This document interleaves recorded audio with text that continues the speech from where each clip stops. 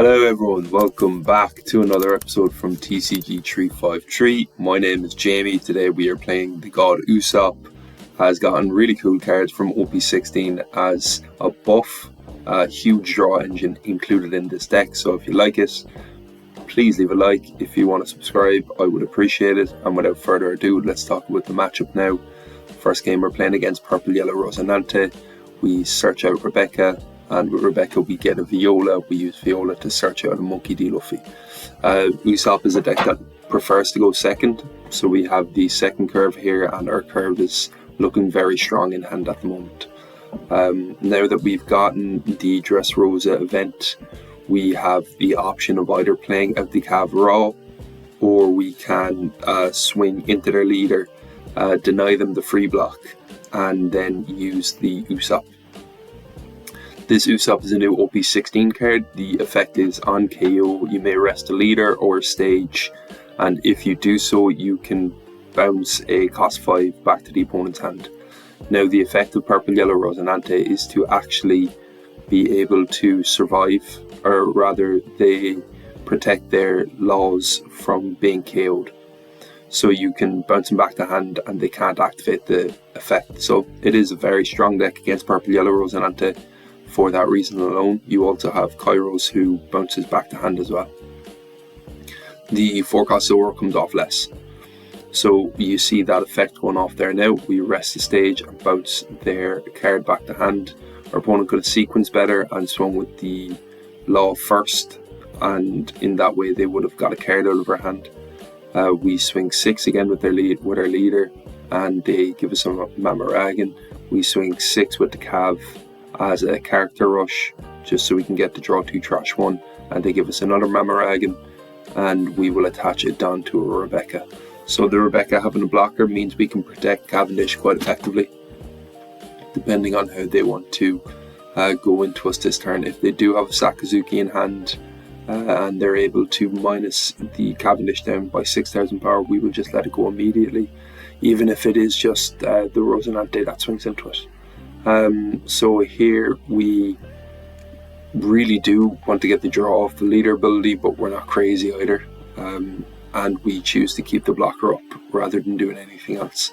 Our opponent uses the Trafalgar Law and makes us bottom deck or trash 2 cards, which is a bit unfortunate, and we take the 6k swing there.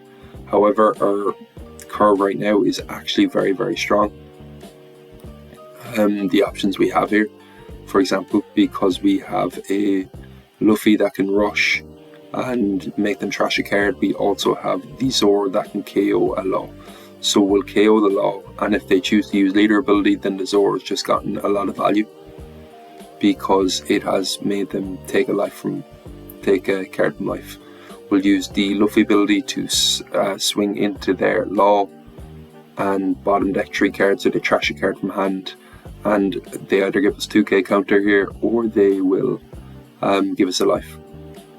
They give us the Mamaragan from trash and 2k from hand, so they're on 5 cards now, and we'll swing 5 into their life, which they take, and put our Dawn under Rebecca. Quite a great turn for us, if I'm going to be honest. Our hand size is filtering out better now that we have 2ks in hand. Our opponent plays out the Borsa and a 4-cost law blocker, so they're also starting to swarm the board. They swing into our Zoro. We can give them a 6-cost Luffy if we want, but we choose to go with the 2-cost right there and then. Now, this here is an opportunity to do some kind of better plays, bigger plays. There are a few different lines. We could actually double use the Zoro that we could, and KO the standing law, and then swing all into the law up. That's up, and that will cost us 8 Dawn. We'd be able to definitely take 1 blocker off the board and then get a bunch of cards in hand from the other. Our opponent trashes a card when we swing a Luffy, and rather than doing the play I mentioned, which is quite a nice line, we choose instead to get the rush out with our Zoro and draw a card that way. We'll swing 6 into their leader now, and they take that as well. So here we are pretty comfortable. I mean, if they want to go all in, it would be 3 9s, I guess, or maybe a 7, 8, and 11, something, which we could survive, so we're happy enough. They might want to go all in into one of our bodies, which is also okay, I guess. The Zoro is definitely a target for decks that play against us now, because it constantly draws. It's when attacking, draw 1 card if you have 6 or less cards in hand. We have 6 cards in hand at the moment, which is quite useful for us. But we have a really nice Rebecca play next turn, so we don't want to use too many cards in hand. And we'll drop down to less than 5 cards now, so if they do KO that Zoro, we can draw off it, which is quite useful. So here I remember there's not a total misplay, but I could have sequenced it better here. So I'll swing 9 first, and with that then I'll swing with the Luffy. I basically just want them to turn one of their cards sideways, maybe give like a 6k and a 2k, so that I can use my character rush. Our opponent uses the Sakazuki for some reason. How did they manage that? Oh, they pull a Sakazuki back from trash with their 2-cost event, I think. That must have been what happened there. Something happened. We swing 5 with our leader, swing 6 with or 5 with Rebecca, 6 with Nami, 6 with Zoro, and 5 with leader. We really want them to turn a blocker sideways. There we go. So here, this is the sequence and error I was talking about earlier, that I forgot that because we're bouncing cards back to hand, we can bounce that law back to hand, or we can bounce the law back to hand and just character rush into everything else. But what we should have done there was use the Zoro to KO the law because they have 0 life, bounce the Borsalino back to hand, and then character rush into Borsalino. That way then they'd have 0 cards on board, 0 effective swingers really, and we'd have a very, very dominant position here for next turn. And now they don't have a chance at lethal really, but it was a better play to make last turn. We just changed the sequence of the way we played our cards around, because you can see with this game it doesn't come, it's not exactly close what it comes to at the end, but it does kind of matter, the way we played it out. Now they use their 8-cost law, it's a 6k rush power character, and you may trash this card and play a law from your hand or your trash. They'll swing 8 with that character, and we don't take the block, we'll just take the life, and they play out a Rosinante. So now this is the blunder. I completely forgot that that law allows them to heal, so I went all in, and I went all in just to get a life off them, which is a bit of a shame. But what can you do? We have 2 blockers up now, I guess, which is one way of looking at it. And I just realised what we had done. So I'm just deciding on how I want to swing from here on out. There's still no problem with swinging a 9, because if they don't have counter for it, they'll have to give us a blocker. And they give us the Borsa, and there's no real point in swinging here with our Luffy. Or rather there is, because then it turns their blocker sideways and we can swing 5 into them. If they don't have counter, we get the game still, which would be funny. And now it is our opponent's turn. Whether they want to heal, whether they want to do something, we'll find out. They choose to search first off, and they search out a Rosinante in law. And they could just play that out now, draw a card, and have 2 blockers up. We don't have the unblockable Sanji anymore, but we do have quite a board presence, so it might be difficult for them to do that. Now they play out the 8-cost law with their leader ability, so that costed 6. It's a rush as well. Now our opponent swings 7 into our Luffy, and we will give them a blocker, and here we'll give them counter. We don't counter with the Frankie because we're just in case we can't get lethal next turn, it's nice to have another option for a blocker to stay up on the board. We have 6 cards in hand here, so we can draw off Zoro next turn as well. We'll swing 9 first and see what happens. If they give us a blocker, then Okay, so they don't give us a blocker, but they give us life. Swing with the Zoro. We'll draw into Rebecca, so we can be quite defensive next turn if we choose to. They just give us the blocker and don't counter. And here we swing 8, and it's impossible for them to survive this because the most counter they could have is AK. And so it is a good game to our opponent. We probably could have got that done a turn sooner, maybe. I just forgot that a card did a thing, you know. Good game to our opponent. I think the benefit of the Usopp matchup here against Purple Yellow Rosinante is that we bounce characters back to hand.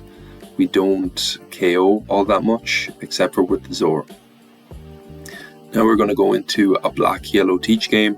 We are going second. It is our preferred curve. We play out the Rebecca and we search a Cavendish. The reason we search a Cavendish there is because we eventually want to put a Don on Rebecca to be able to use it as a blocker. So rather than playing the 6 cost on curve, we would like to play a 4 cost Cav, and like we're really hoping to get the event as well. But that's the reason. Here you see a kind of funny line. I'd rather get the stage, so I'm going to prioritize using the 2 cost Rebecca blocker. And since we only have, since it would either be 7 or 2k swing, and our opponent already has the Docu out, I think it's best for us to use the Rebecca as a swinger there, because the Docu would nullify it if we did swing into the Lafitte or leader ability. So that was, I think, the best play to make there. We do have a few bricks in hand burning holes, but eventually now we'll be able to get something out of them. We are very lucky there. We pull into the event, so we can swing 5 into their lead, or into their Lafitte, and they use their ability to be able to protect that Lafitte, and they redirect it into life. And here we choose to swing 1k into Lafitte as well. So our opponent is really committing a lot of Don to protect their cards. And yes, Lafitte draws a card, but we'll find out later on if it's actually worth it for them. They do have like a very optimal start with the stage, and they've gotten a lot of events as well. And you can see they have the 10 cost in life also. That Wiper helped them out there. So they're not in a terrible spot in all fairness. We will swing 6 with our Cavendish, 5 with our leader. We considered swinging with the Lafitte, but we want to leave, swinging into the Lafitte, but we want to leave that card standing so that we can get a character rush off. And if we play out the Zoro, we don't get the draw effect, but still it is a useful swinger to have later on. That's the reason we used the Rebecca to swing there rather than the Zoro, because swinging with the Zoro actually doesn't give us much value. That being said, we do have 6 cards in hand now, so it would have drawn us a card, but it's just nice to protect it. And same way we protected this Rebecca there, because just with 1 Don we can swing into their leader and they have to give us counter, and it seems that getting counter off them will win us the game. And this here, so while I was playing the game, my opponent took maybe like 3 minutes to make the next decision, and I think they just disconnected because something happened. I got a bright light, not so much I saw a tunnel, but my laptop kind of shined, so I think they just disconnected when they saw the board state. So I take that as a win, and I put it in this video for that reason, because it just shows off how strong this deck is when it's on curve, especially against such a strong deck. For the reason my opponent rage quitted last game, I'm including this game now, so I went and searched for another Black Yellow Teach video, so if you like that, leave a like. We are on the turn 1, so we're on the odd curve here. We played out a Rebecca first and we searched with it. We searched for the 2k, I believe, if I remember correctly. On the second turn we swing 7 with our leader. It doesn't seem like our opponent had much to play there on their 4 Don turn, so they'll swing 5 and they'll swing 2, or 5 and 5, and we'll give them counter for 1 and no counter for the other. We sequence that nicely, actually. So our opponent. So we've cleared out our opponent's board now, which is useful. Not that I was going to swing into us aggressively, but our opponent would have access to using leader ability more better, yeah. Especially Van Augur. Van Augur pretty much negates the swing of one of your characters on board, and I don't really want any of our swings to be negated. Perfect there. You see that we just pulled into the Cavendish. That's absolutely ideal. We are going to play out the Rebecca, and with the Rebecca, play out the Zoro. We'll draw a card with that. We'll draw into a Rebecca, and we'll play the Cavendish over one Rebecca. We don't swing with leader, and if you ask me why, I couldn't tell you. Maybe we just totally forgot. Oh, we must have been minus 3k with that Van Augur. That must be it. They swing 8 into our Cav, and we let that go. We didn't have counter, I believe. So getting the draw off was quite useful. Now here we have like a better board state than our opponent, but Teach is a very much late game oriented deck, so still it is a bit scary for us. Right here and now we will swing 9 into their Shiryu and draw a card. We're leaving a Don standing for so our opponent, I think our opponent misclicked there, that they minus the Don onto Nami as opposed to onto the Straw Hat Luffy. So for that reason we leave a Don up standing here just to try and be nice. I was going to swing 3 times, but I just choose to swing twice instead. I still do swing with the Luffy, so but I mean, I was always going to swing with the Luffy for the ability anyway. So we leave the Rebecca standing and the Don standing just out of respect, because I think my opponent misclicked. And I do want good quality games here. Our opponent used Burgess as counter, so they're running a sort of more black oriented Teach build, which is cool to see actually. Really cool to see, because I love Mono Teach. I think it's such a great card. Our hand is looking pretty nice actually, when you consider that we have Character Rush Zoro, when Zoro has Character Rush in our hand, and we can draw off that as well. We choose to protect our Luffy here because it's just so useful. Also the way they have done now, I presume they'll either use Event or, okay, I was wrong, they didn't use Event there, and we protect the Luffy again. So they use the Borsa instead, they trash a card from hand and draw another card, they draw the Event. And here we can't bounce the Borsalino back to hand because they have +1 cost. They redirect into their Shiryu, which I don't know about, to be honest. Maybe they shouldn't have done that, because we have a bunch of swings and we're not really afraid of dying this turn. Well, so we swung 6, they took that, we swing 6 here. If they take this, so they take the blocker, we swing 9 and we draw a Kairos, which isn't all that useful. We prefer to play the Zoro. And our opponent uses the Black Spiral to negate the Rebecca and takes a hit. Now we could still attach 9 down to Rebecca here, but what we do instead is we play out the Zoro with Character Rush, attach 2 down to it, swing 11 into their Shiryu, and see what they give us, and they let that go. We would have also won with the 9k Rebecca, but I preferred that line because it guaranteed the win next turn. It guaranteed it much more, because we weren't going to lose it all. So this here is our second last game. We're up against a deck that I love, a deck that I think is really cool. It's Black Yamato. Our opponent, if I'm remembering this game correct, doesn't find like their absolute ideal curve. They have to search a lot. Spoilers. Spoiler alert. So they use the Robin at the start, they draw 2 with that, and they play a blocker on their turn 2. We're also lucky, you have to realise as well, we're lucky because we have the turn 2, which is our preferred curve, and also Yamato, so we're after taking that off them. We play out the Cavendish on our 4-dan turn. Our opponent plays out the Kinemon on their 5-dan turn and swings 6, which we give them 2k counter for. Here we have some choices to make. We were just checking there to see if Zoro can KO base cost. It can't. And we have a choice on who to trash.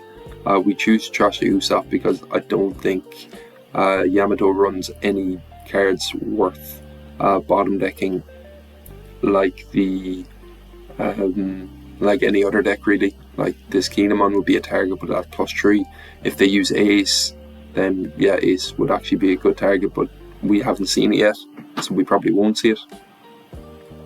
And we use the Zoro there to KO their blocker, which is very good value actually, because we still got the 6 cost out, the Zoro out.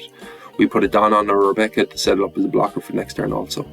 Here our opponent trashes 5 cards from life, trashes 5 cards from deck with the event, and searches out a cost 6 or below Lando Wano card.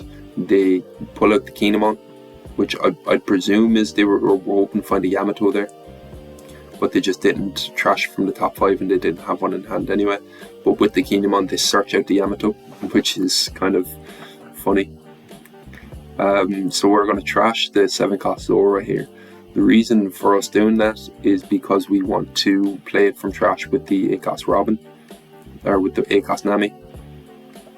We're just going to wait a little while until we do that. Considering here whether we want to play out a second card, but we prefer to have the counter in hand. That being said, it probably would have been handy to play out a Rebecca to search, but it would have just been swung into by the Nico Robin.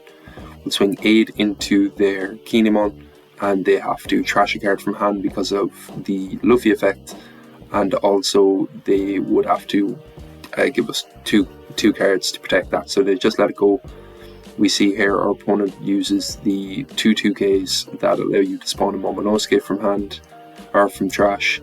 With that Momo, they will spawn out a 6 cost Yamato, and then with that Yamato, what the hell? What the hell? Why did I do that? Oh my days. I don't remember that at all. I can't believe they did that. You don't like, so the line there is that they would have played out Momonosuke, 6 cost Yamato, swung 5 into me, cracked that, and then brought out the 8 cost Yam that can spawn a 2 cost from trash, that can bring a 5 cost or less, or 6 cost or less from trash. You would have brought the 2 cost back and played that out and swung 8. That was bad play. Sorry about that. Because it was a good game otherwise. So sorry about that. This our opponent now finally uses the 6 cost Yamato. It's like they just didn't want to use the whole purpose of the deck the whole time. They swing 8k unblockable. Last turn, by the way, we went absolutely ham. Drew a bunch of cards and got them to trash cards from hand as well. So our hand is looking pretty nice. They swing 6 into our Zoro, and we'll just let that go because we want to draw. And we draw a 2k, which is useful because we can protect the Cav and our opponent concedes. Good game to our opponent, I guess, yeah.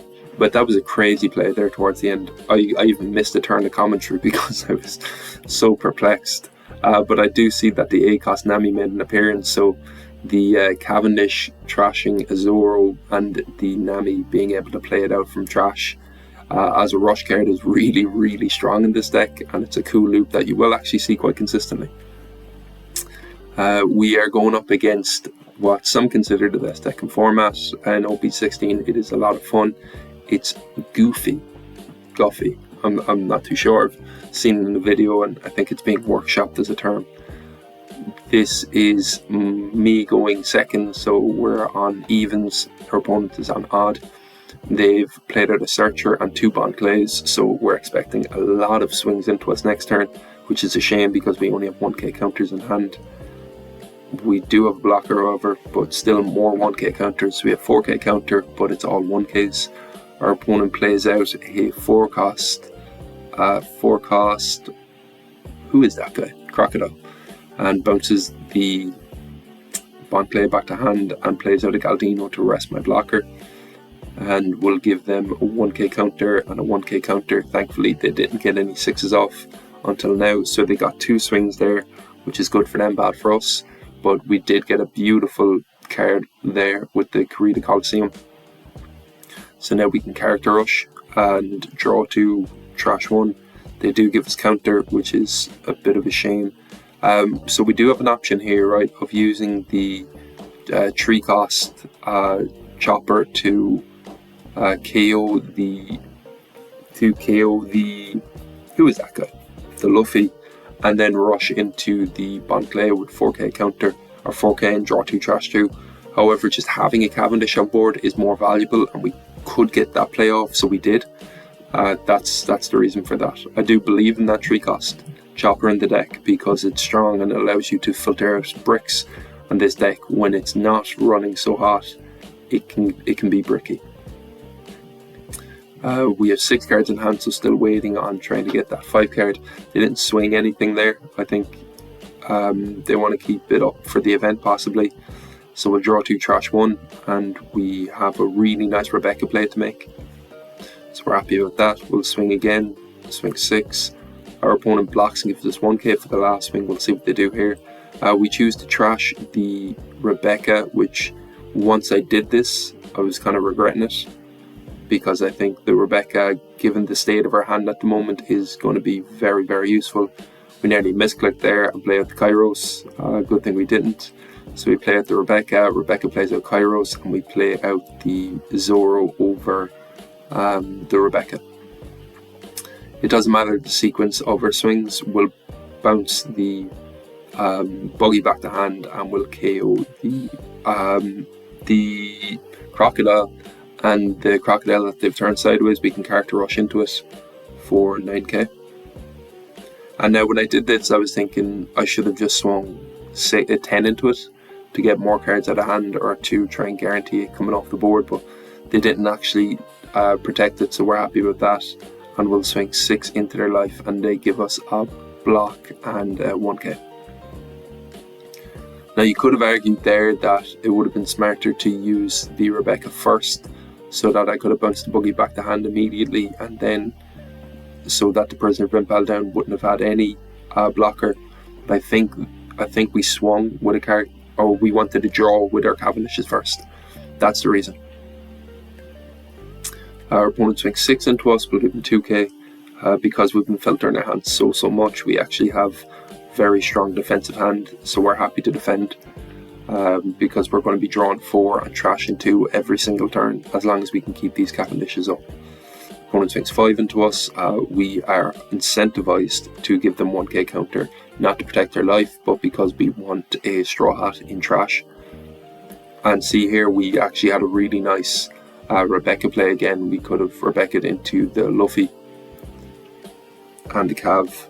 However, the Cav isn't probably going to come off for us, so we don't worry too much about it. And during this state of the game now, like, I know that they don't have the event online, so that's a good thing, definitely. We have to bounce an active character back to hand, so we bounce the Zoro, because putting the Zoro out is actually quite useful, in my opinion. So we KO their Ivankov. We swing 9 into their life. If they want to use a blocker and 2 2Ks, then we're pretty happy about that. We'll swing 7 there. It's either 2 and a 1 or a blocker and a 2.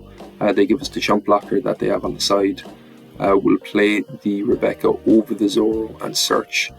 And here we could play out an Usopp, and we do, just to be a bit more defensive. Take from that what you will.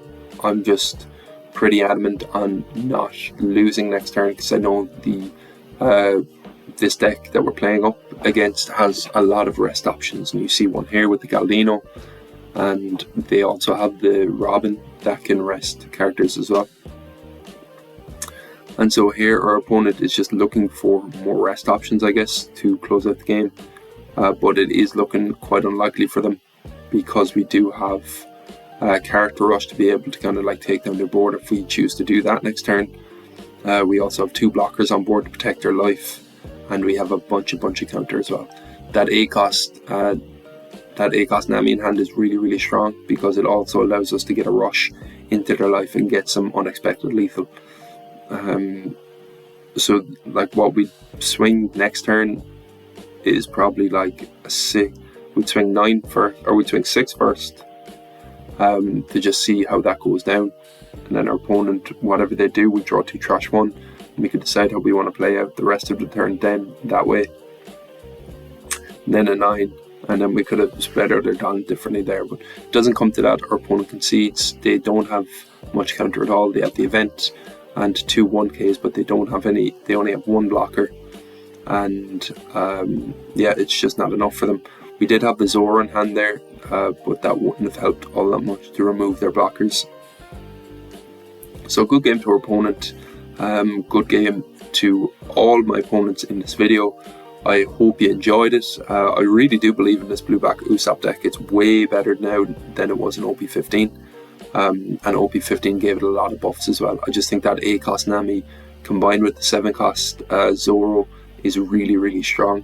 And also you can 8 cost Nami into the 6 cost Luffy, which is really strong. Actually incredibly strong. And the 4 cost Zoro can actually be a play as well. Because you can KO possibly a blocker and then just rush into your opponent's life. So thank you so much for watching. As always, I appreciate the comments that you do leave, so please do leave some comments. Let's talk in the chat, and subscribe if you want to. I'm posting daily and I'm enjoying OP16 a lot, so you're going to see a lot of OP16 content from me. Okay, I won't talk too much more. Thanks a million. I'll see you in the next video. Bye now.